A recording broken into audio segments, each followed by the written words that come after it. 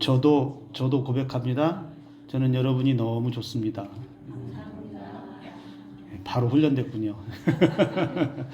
정말로 여러분들이 너무 좋습니다. 그리고 이 자리에서 함께 신앙생활 할 수 있다는 것이 얼마나 감사한지 모르겠습니다.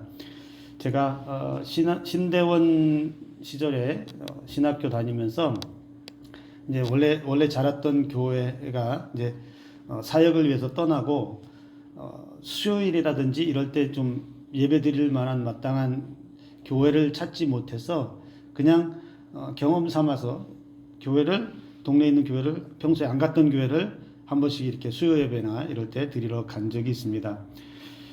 근데 어느 한 교회를 갔는데 이 교회는 도무지 사람이 새 얼굴이 왔는데 관심이 없어요. 그냥 마치 내가 그 교회에 오래 다닌 사람처럼 보면서 그냥 휙휙휙 지나가요. 다 처음 봤을 텐데, 왜냐하면 내가 처음 갔기 때문에. 아무도 말을 거는 사람도 없고 아는 척을 뭐 당연히 안 하겠죠. 모르니까. 왔어도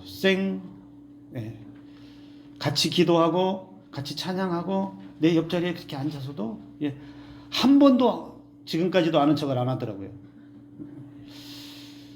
제가 느낀 건 그거예요.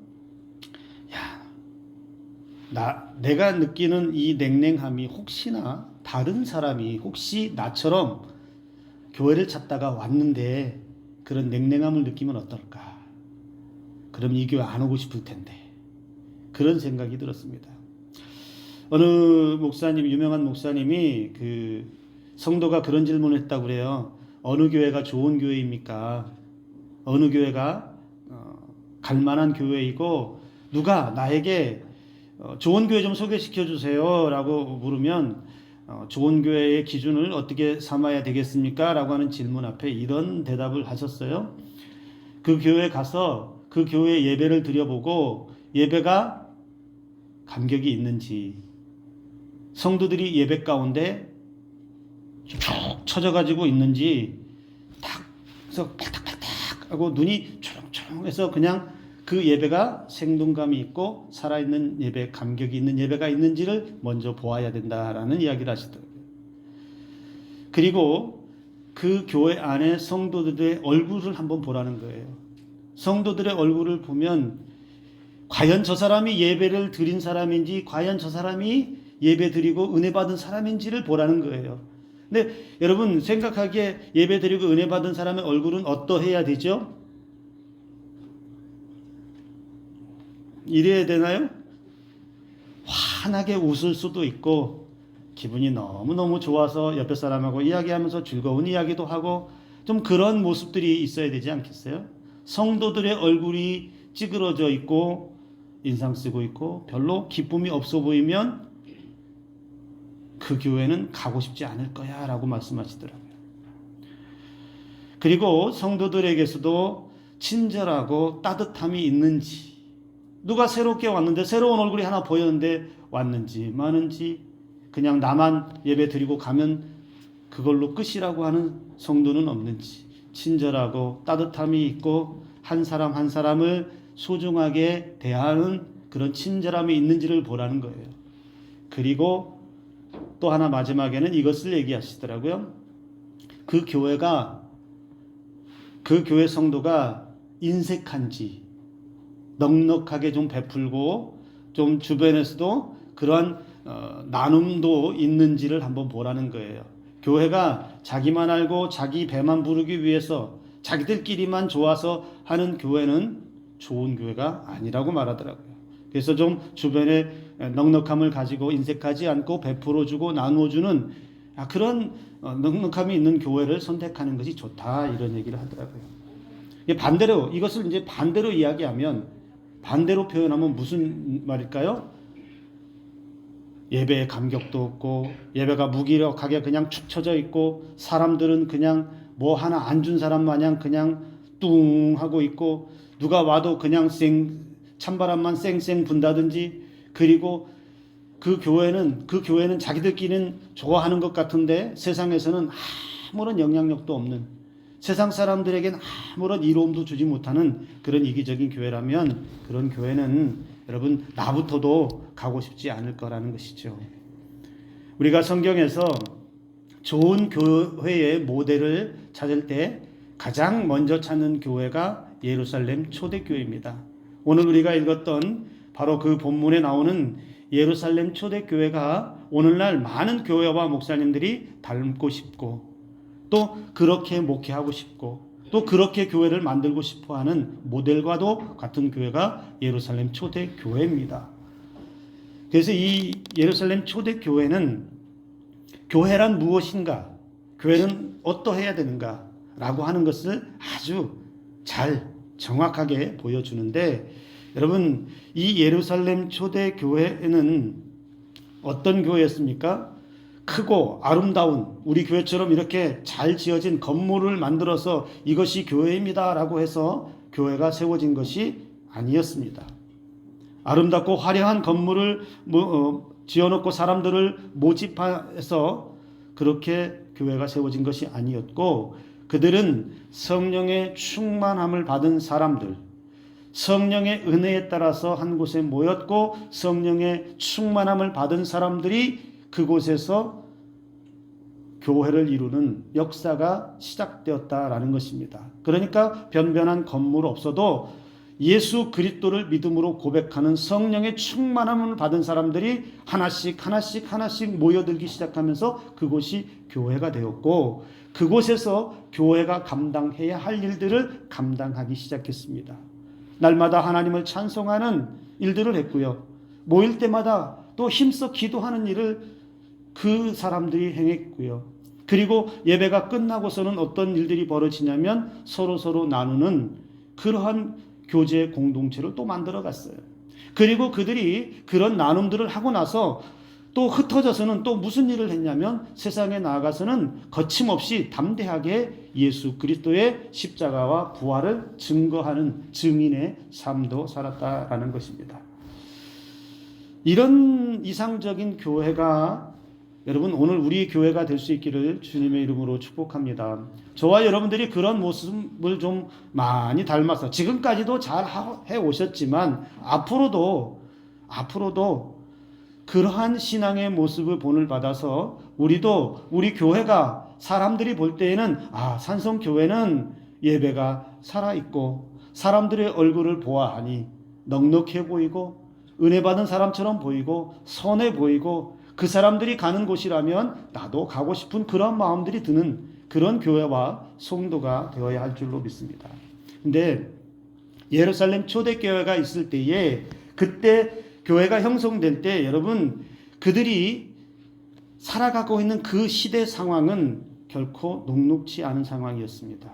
즉 다시 말하면 그들이 교회 안에서 모일 수 있는 어떤 좋은 환경이 마련되어져 있거나 시대적으로 편안함을 주거나 먹고 살 만큼 풍부한 재산이나 물질이 있어서 그렇게 사는 것이 걱정 없는 사람들이 편안해서 할 일 없어서 어떤 취미생활처럼 사교 집단처럼 그렇게 모일 수 있는 환경이 되었던 것은 아니었다는 거예요. 이 예루살렘 초대교회가 형성이 될 때 만들어지고 성도들이 모일 때 그들은 많은 어려움들을 겪는 상황 가운데 있었습니다. 여러분 오늘 본문에서도 분명히 나타납니다. 유대왕 헤롯과 로마 총독 빌라도 그리고 그 당시에 유대 종교 지도자들 세상 권력이 버티고 있었습니다. 예수님을 십자가에 못 박혀 돌아가시게 하는데 예수님을 죽이는데 앞장섰던 세력이 아직 버젓이 버티고 있었어요. 거기에 유대 종교 지도자들의 기득권 세력들이 그들이 예수 믿는 사람들을 탄압하는데 얼마나 극렬하게 박해하고 못살게 굴었는지 몰라요. 그러니까 예수 믿는다라고 하는 사실이 놀라운 일이죠. 박해 시대에 어려운 시대에 그리고 여기 모인 여러분 처음에 오순절 마가의 다락방에 성령 충만을 받은 120명 그리고 나중에 베드로의 설교를 듣고 세례받은 사람이 3,000명 5,000명 불어나지만 이 사람들 가운데 여러분 대부분은 소시민과 같은 사람들이에요. 그냥 평범한 사람들이에요. 저와 여러분들처럼 평범한 그날 벌어서 먹고 살아야 하는 그런 사람들이 대부분이었다는 거예요. 근데 이런 사람들이 삶의 현장이 고단하다고 한번 생각해 보세요. 드러내놓고 나 예수 믿습니다라고 세상에 나가면 분명히 대적자들이 나타나고 박해하는 세력이 나타나고 왕따시키는 세력들이 나타나는데, 그럼에도 불구하고 이들은 한 자리에 모이면 찬송하고 예배하고, 그들이 가지고, 오늘 말씀해 보니까 그들이 가지고 있는 것들을 가지고 나와서 함께 나눠주는 그런 은혜의 삶을 살았다라는 거예요. 오늘 우리가 살고 있는 시대를 한번 보자고요. 그러면 우리가 지금 현재 있는 이 시대는 어떻습니까? 믿음대로 뜨겁게 열정적으로 신앙생활하기에 부족함이 있습니까? 제가 보기에는 없습니다.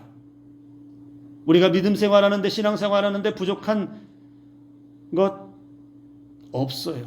오히려 정말로 환경적으로 그리고 문화적으로 우리가 신앙생활하는데 완벽하리만치 많은 것을 갖추었습니다. 좋은 예배당 있죠. 이 무더위에 에어컨 빵빵하게 나오는 이런 시설 있죠. 누가 우리가 교회 간다고 해서 탄압하는 사람 없습니다.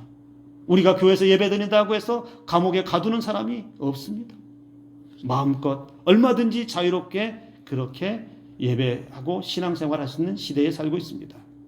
그 어떤 시대보다 부족함이 없는 풍부한 시대에 나의 자유와 나의 개성을 지키며 살아갈 수 있는 시대에 분명히 살고 있습니다. 우리가 헌법으로도 종교의 자유를 보장받고 있는 시대에 살고 있습니다. 그런데 여러분, 실상의 내용을 안에 들여다보면 어떻습니까? 매우 열악하다는 걸 알 수 있어요. 세상으로부터 교회가, 성도가 대접받고 인정받고 칭찬 듣는 것이 아니라, 교회는, 성도는 조롱과 비판에 언제부턴가 익숙해져 있습니다. 가고 싶은 교회, 그 교회는 정말 좋은 교회야, 그 교회는 정말로 추천해주고 싶은 교회야 라고 하는 소리보다는 그놈의 교회 가지 말라고 하는 소리를 더 많이 듣습니다. 치명적인 말은 교회가 세상보다 더 타락하고 악하다는 말을 들을 때입니다.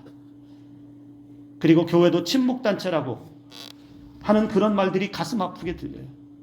어떤 분들은 교회도 기업이라고, 장사하는 거라고 그렇게 조롱하듯이 말하는 사람들이 있어요. 그런데 여러분, 신앙인들 중에도 그런 말을 하는 사람을 제가 봤어요. 교회 출석하는데. 우리 가운데는 그런 말을 하는 분이 단 한 분도 없는 줄로 믿습니다. 세상에 교회라고 하는 것을 딱 내놓고 보면, 믿음 있는 사람들, 신앙인들이라고 하는 사람을 세상에 내놓고 보면, 신앙 있는 사람들이 인정받고 초대교회, 예루살렘 초대교회 성도들처럼 칭송받고 사람들로부터 칭찬 듣는 것이 아니라 우스갯소리로 그런 얘기 한다죠. 너 아직도 교회 다니니? 너 아직도 교회 다니니? 이게 얼마나 우스운 이야기예요. 복음으로 십자가의 예수님의 사랑으로 진리 되신 하나님의 말씀이 아니라, 교회 안에, 성도 안에 인간의 전통과 권력과 물질주의에 빠져서 교회가 점점 세속화되어지는 그 현실에 그냥 성도들이 녹아져서 거룩한 것도 없고 속된 것도 없고 이것도 아닌 것 같고 저것도 아닌 것 같은 그런 교회. 그래서 세상에는 어떤 영향력들, 어떤 선한 영향력도 끼치지 못하는, 그래서 사회로부터, 세상으로부터 질책을 받고 있는 그런 현실에 있습니다. 그러니까 무슨 사회적인 문제가 일어나거나 무슨 질병이 창궐하거나 이러면 교회가 욕을 먹습니다. 교회가 비판을 받아요. 교회가 질병을 일으킨 것도 아니고, 교회가 문제를 일으켜서 세상에 어지럽힌 것도 아닌데도 교회가 오히려 신앙 있다는 이유로, 예수 믿는다는 이유로, 예배드렸다는 이유로 욕을 먹는 현실을 우리가 마주하고 있다는 것이죠. 오늘 이런 시대에 여러분, 우리가 회복해야 하고 우리가 닮아가야 할 교회의 모습, 신앙의 모습은 오늘 우리에게 말씀해주는 이 4장에, 사도행전 4장에서 주시는 그 말씀의 은혜가 임할 수 있기를 주님의 이름으로 축복합니다. 예루살렘 초대교회는 어떤 교회였습니까? 왜 우리가 그 초대교회의 모습을 본받으려고 할까요? 왜 그렇게 되어야 한다라고 한결같이 많은 목사님들과 성도들이 이 예루살렘 초대교회를 부러워할까요? 여러분, 기본적으로 예루살렘 초대교회에는 특별한 것이 하나가 있어요. 그게 뭐냐면 성령 충만함이 있었다는 겁니다. 교회가 어떻게 시작했냐면 성령 충만함의 역사를 시작했어요. 오순절 마가의 다락방에 그들에게 불같은 성령이 임했어요. 성령이 그들 가운데 임하시고 나니까 그들이 가만히 앉아있을 수 없는 불타는 열정이, 신앙의 열정이 솟아오르기 시작했어요. 사도들도, 그리고 수많은 그 모였던 사람들도 예전에는 비겁했고 예전에는 그렇게 옹졸했던 사람들, 그들이 진정으로 예수의 사람들로 변화되는 역사가 성령의 충만함으로 나타났어요. 그 성령의 충만함 위에 교회가 세워졌다는 겁니다. 그래서 이 예루살렘 초대교회에 본받고 싶은 첫 번째 모습은 이겁니다. 성령의 충만으로 이 예루살렘 교회는 하나 되어서 기도하는 교회였다는 겁니다. 당시 성도들에게 여러 가지 악조건이 있다라고 조금 전에 말씀드렸죠. 교회 안에서 유대교의 지도자들이 박해와 동족들의 그 여러 가지 핍박으로 인해서 매우 힘든 생활이었고, 외적으로는 로마라든지 세상의 권력 앞에 박해를 당해야 하는 그런 시대에 살았습니다. 제사장들과 장로들로 인해서 성도들을 위협했어요. 감옥에도 가두었습니다. 사도들을 그렇게 예수를 전하지 못하도록 윽박지르고 박해했습니다. 이제 막 시작한 교회가 그렇게 외부 세력들로 인해서 또는 내부의 여러 가지 어려운 세력들로 인해서 믿음을 지키기 어려웠습니다. 그래서 매일매일 하루하루가 어쩌면 이 성도들에게 있어서는 두려움의 현실이 있었을 거예요. 예수 믿는 것, 차라리 예수 안 믿으면 편하게 살 수 있는데, 그런데 성령의 충만함을 받고 나니 예수를 안 믿을 수가 없는 거예요. 십자가의 그 은혜를 안 받을 수가 없는 거예요. 왜냐하면 그 십자가의 은혜가 나를 구원하는 은혜이기 때문에, 그 성령께서 그렇게 내 안에 역사했기 때문에 안 믿고는 견딜 수가 없는데, 세상은 너무너무 나를 힘들게 하고 두렵게 하는 그런 현실에 있었다는 거예요. 그런데 여러분, 그렇게 성령 충만함을 받은 이 사람들이요, 신앙 포기하지 않고, 그 사람들 두려워하지 않고, 제일 먼저 오늘 본문에 나타나는 것 중에 제일 먼저 한 일이 바로 그들이 하나 되어서 움츠러들지 않고 기도했다는 거예요. 여러분 24절 말씀 보세요. 한 마음으로 하나님께 소리를 높였다라고 그랬어요. 온 성도들이 마음이 하나 되어서 누구를 향해서 소리를 높였다고요? 하나님을 향해서 소리를 높였어요. 왜요? 무엇 때문에 하나님 앞에 소리를 높였겠어요? 하나님, 두렵습니다. 그러나 이길 수 있는 힘을 주십시오. 하나님, 박해하는 세력이 너무 많아서 고통스러워도 내 믿음 지킬 수 있는 은혜를 베풀어 주옵소서. 이런 기도 아니었겠습니까? 현실의 두려움과 어려움이 있지만 이들은 그 자리에서 기도를 통해서 성령의 충만함을 받은 자들로서 기도를 통해서 일어나려고 몸부림쳤다는 거예요. 성도들 가운데 여러분, 개인 기도 생활 중요합니다. 개인이 하나님과 1:1 관계에서 기도하는 건 매우 중요해요. 꼭 해야 됩니다. 그런데 그만큼 또 중요한 건 뭐냐면 공동체 안에서도 함께 기도할 수 있어야 합니다. 공동체의 문제를 안고서 기도할 수 있어야 하고, 교회를 위해서 함께 기도하는 은혜가 있어야 하고요. 그래서 하나님께서 나 한 사람 개인에게도 은혜를 베풀어 주셔야 하지만, 우리 가정에도 베풀어 은혜를 주셔야 하지만, 우리 교회 안에 있는 성도들 모두에게도 은혜를 베풀어 주셔야 한다는 거예요. 혹시 삶에 어려움이 있거나 두려운 현장 가운데 있거나 삶의 문제들로 인해서 어려움에 빠진 성도가 있다면 그 성도를 위해서 온 교회 성도들이 하나 되어서 한 마음으로 기도할 수 있는 힘이 그 교회에 있어야 그 교회가 하나님의 역사를 이루어갈 수 있다는 거예요. 교회 공동체는 결코 혼자 자기만을 위해서 살아가라고 말하지 않는다는 거예요. 그런데 오늘 여기 예루살렘 교회 성도들은 그 두려움의 현실 가운데 세상을 향해서 박차고 뛰쳐나간 것이 아니고 움츠러든 것도 아니고 하나님 앞에 소리 높여서 한 마음으로 그들은 기도의 자리에 앉았다는 거예요. 여러분, 기도하는 교회는 세상이 절대 흔들 수 없습니다. 기도하는 성도는 사단의 세력이 아무리 강력해도 흔들 수 없습니다. 이게 기도의 능력인 줄을 믿으시기 바랍니다. 그런데 안타까운 건 교회에 기도의 소리가 많이 약해지고 사라지고 있다는 현실이지요. 기도가 약해지고 기도의 소리가 사라지면 예루살렘 초대교회와 같은 그런 은혜 얻기가 어렵습니다. 우리 교회와 저와 여러분들은 어떤 상황에도 성령의 충만으로 기도하는 성도가 되기를 주님의 이름으로 축복합니다. 두 번째는 성령의 충만함을 받은 이 사람들은 담대한 믿음이 있었어요. 두려움이 사라졌습니다. 그렇게 기도했던 그 사람들, 여러분 여기 모인 사람들 한번 보세요. 첫째 제자들, 사도들 보세요. 그들은 예수님 십자가에 못 박힐 때 뿔뿔이 흩어지고 도망치고 부인하고 그렇게 비호감했던 사람들이었어요. 그들만 있었을까요?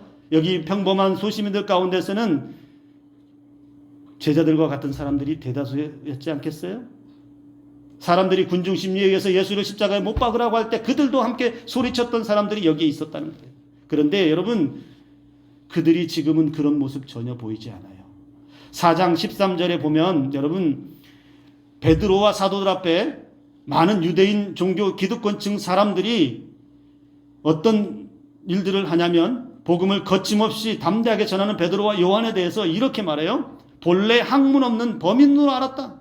이 말은 야 베드로와 요한 일자 무식인 줄 알았는데 어디서 그런 것들을 말하느냐? 어디서 그런 것들을 배워서 유식한 말하고 똑똑한 말하고. 근데요 여러분 당시 유대인 사회에서 유대인 기득권층이나 유대 종교 지도자들의 권력은요 매우 무서웠어요. 함부로 건들 수 없는 그런 권력을 힘을 가지고 있었다는 거예요. 그래서 이 4장의 초반부에서도 나타나요. 예수를 전한다는 이유로 감옥에 가둬버려요. 왜요? 전하지 말라는 거예요. 예수 말하지 말라는 거예요. 사람들에게 가서 예수 말하지 마. 예수 자꾸 말하면 너 감옥에 가둘 거야. 그래서 실제로 감옥에도 갇히게 되는 그런 일들이 벌어져요. 그런데 여러분 어떤 일들이 벌어지냐면 베드로와 요한을 중심으로 해서 제자들이요. 우리가 읽지는 않았는데 앞부분에 보면 당시 종교 지도자들, 장로들, 대제사장들, 서기관들, 대제사장 안나스와 가야바와 요한과 알렉산더와 및 대제사장 문중이 다 참여했다고 4장 5절 6절에 보면 나타나요. 근데 이 사람들이 어떤 사람이냐? 그 시대를 이끌어가는 지도층의 사람들이에요. 이 사람들이 예수 못 박는데 가장 앞장섰던 극렬한 종교 기득권층들이었어요. 오늘날로 이야기하면 여러분 어떤 사람들이 한 자리에 모였냐면 국회의원, 장관, 시장, 도지사, 이장, 통장, 지역의 유지들 다 한 자리에 모아놓고 영향력을 행사할 만한 힘이 있는 사람들을 한 자리에 다 모아놓고 베드로가 예수 그리스도에 대해서 설교한 거예요.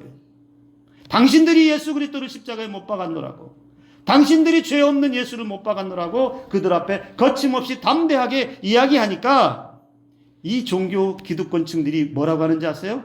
어디서 감히 학문도 없는 일자무식과도 같은 것들이 어디서 감히 이런 반응을 보였다는 거예요. 그런데 여러분 4장 8절 말씀을 보면 베드로가 반응하는 게 나타나는데 베드로가 성령이 충만하여 이렇게 이야기합니다.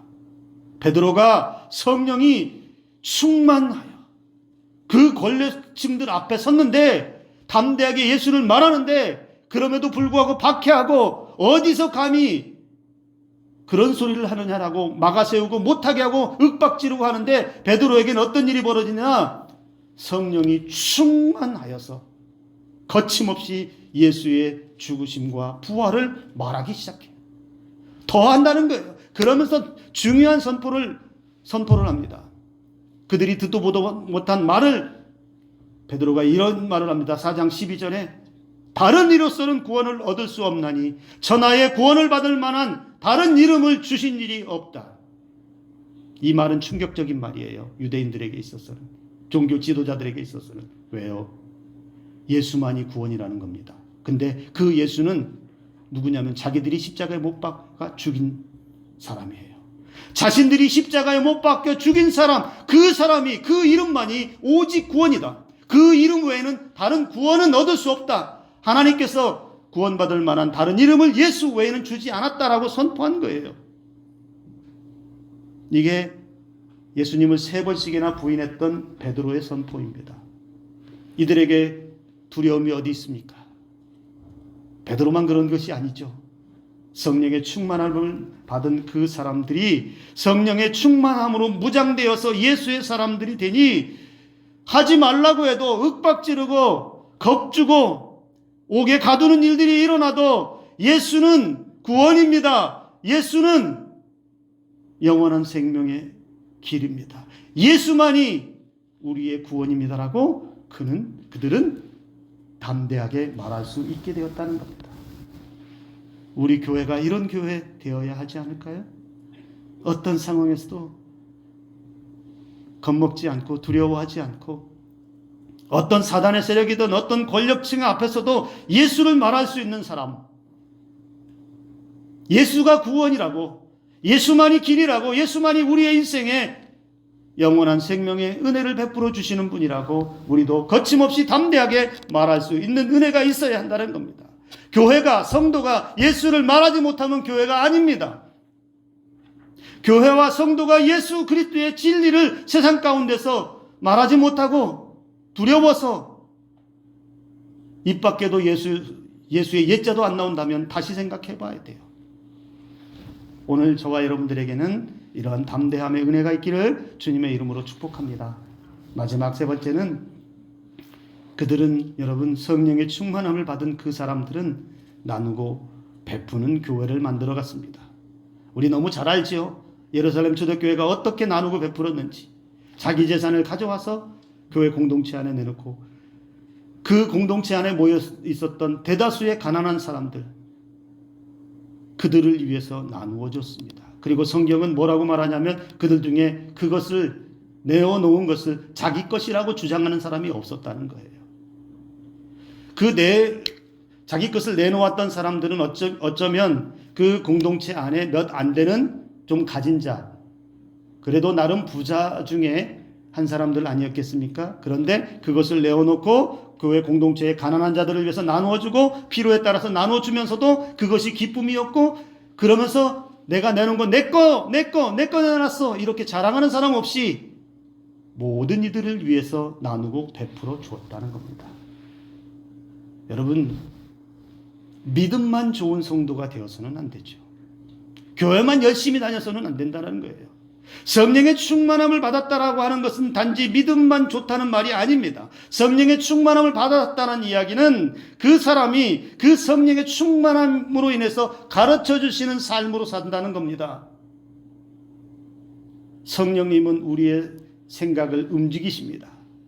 왜? 하나님의 선한 역사를 위해서 우리를 움직이셔서 어떻게 해서든지 자기 욕심대로 살지 않게 하기 위해서, 죄악에 빠지지 않기 위해서, 진리를 지키기 위해서 우리와 함께 하시고, 그러면서 교회 공동체를 세워가는 일에 열심을 다해 할 수 있도록 성령께서는 우리의 생각을 움직이셔서 삶을 살아가게 하신다라는 겁니다.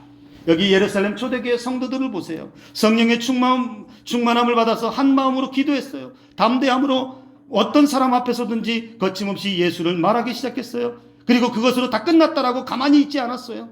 모이면 그들은 서로 교제하는 공동체를 만들어가면서 가난한 자들을 돌보고 서로 먹고 마시며 그 안에 천국 기쁨을 누리는 하나님의 나라를 교회 공동체가 만들어갔다는 겁니다.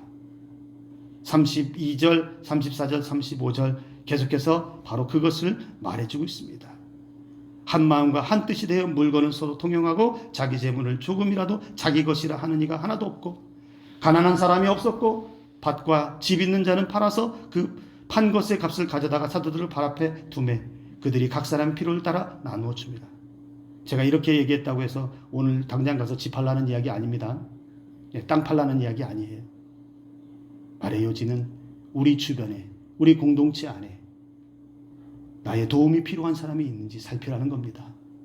우리가 도와야 하고 섬겨야 하고 베풀어야 할 사람, 나 하나만을 위해서, 내 배만을 채우기 위해서 욕심내면서 내 개인의 욕심을 이루기 위해서 교회 안에 머물러 있는 것이 아니라 내게 주신 은혜, 내게 주신 그 은혜를 나만 간직하는 것이 아니라, 나만 먹고 사는 게 아니라 또 다른 연약한 사람들에게 그렇게 베풀어 줄 수 있는 그런 나눔이 저와 여러분들에게 있어야 될 줄로 믿습니다. 그래서 산성교회는 인색한 교회가 아니라, 그 교회는 넉넉하고도 인심도 있고 배려도 있고 연약한 자들을 돌보는 따뜻함도 있는 그런 교회로 나아가야 될 줄로 믿습니다. 오늘 저와 여러분들 기억하시기 바랍니다. 우리 예루살렘 초대교회를 닮아가기 위해서 우리는 그 교회가 어떤 모습을 가지고 하나님 앞에 섰는지를 다시 한번 돌아보아야 합니다. 62주년을 맞으면서 우리 교회는 어떤 모습으로 앞으로 신앙의 여정을 써가야 할까요? 우리 교회가 앞으로 어떤 모습으로 세상 사람들에게 비추어져야 할까요? 우리 모두가 다 성령의 충만함을 받고 말씀 중심으로 기도로 살고 정직하고 두려움 없이 담대함으로 복음으로 무장되어 예수의 사람들로 살면서 우리는 나눔과 섬김과 베품이 익숙해져 있는 그러한 넉넉한, 즉 예수님을 닮은 성도와 교회가 될 수 있기를 주님의 이름으로 축복합니다. 오늘 우리 교회가 성령의 충만함으로 다시 새로워지는 은혜가 있기를 주님의 이름으로 축복합니다. 네, 기도합니다. 하나님,